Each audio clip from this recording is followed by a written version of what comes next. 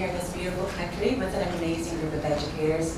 And I'd like to thank Graham and the staff at AISA for providing such a lovely provocation. If you're familiar with the work of Kath Murdoch and inquiry, you know the word provocation. It's stimulating, it's inviting inquiry. So we'd really like you to think back and consider some of the things that my colleagues and I would like to share. So I started off with a very long question. What are the knowledge, skills, and competencies that students need to be successful, and all learners need to be successful in a globally connected, diverse, and complex world? But I pared it down to the question that Daniel Pink raised a few years ago at a conference. Simply, are we preparing students for their future or our past? And that's something I think about every time that I go into school and when I work with teachers. Because we really don't know what the future is going to look like. It's changing every day. And so that question leads me to the piece about Albert Einstein talking about memorization not being the basic learning of facts, but training the mind to think. And I think about the things that we're doing in schools across the world today and the testing mandates that are coming on. And what do our students really need to be successful? What are the things that all learners need to be successful? And some of the words that Graham used in the opening are their collaboration and connection, personalization and agency, and caring. So all of those pieces, and when I say learners, if you look at that picture, you'll see students, but you'll also see teachers, because I think everyone in this room, and certainly everyone that I've talked to, considers themselves lifelong learners. And we look at what's happening in schools, and I started thinking about the 3 R's. So typically in most schools and in most countries, the 3 R's are reading, writing, and math. Those are the things we focus on. Those are the things that we assess. Those are the things that matter. And I wonder, as I walk around the schools with the different work that I do, is there a way to kind of redefine those 3 R's? And I didn't come up with this on my own. It's come from many different spaces and places. But I'd like you to consider these 3 things, because I still think we're in that basic 3 R stage of reading, writing, and math. But wouldn't it be nice to move to relationships, the idea of reflection, and resilience?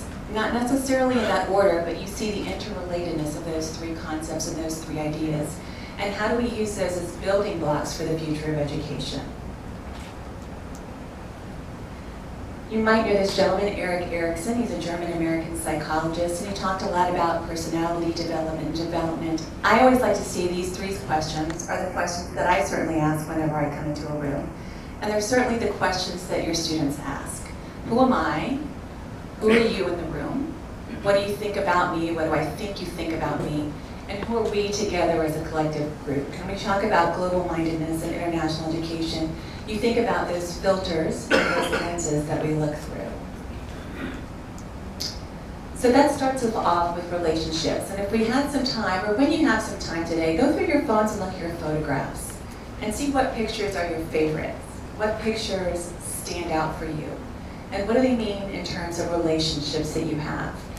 What are relationships that are important to you in your life, the most significant relationships? And why are they important to you?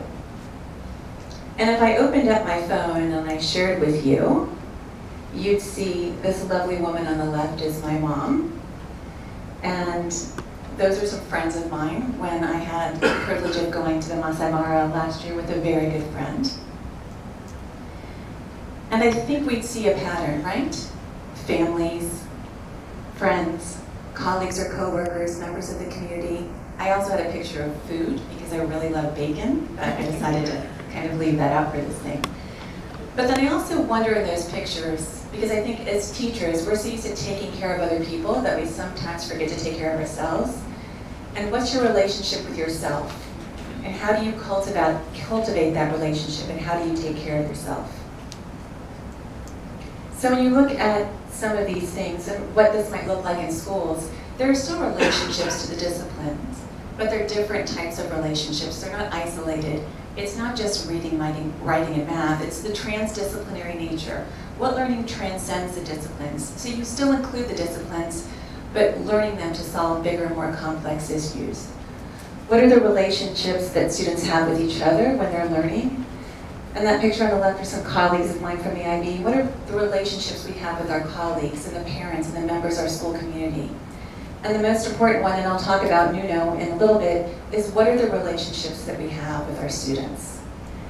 Because when you look at the latest research, it says relationships matter. The most important thing is to get to know your students, to have them get to know themselves, and to get to know each other.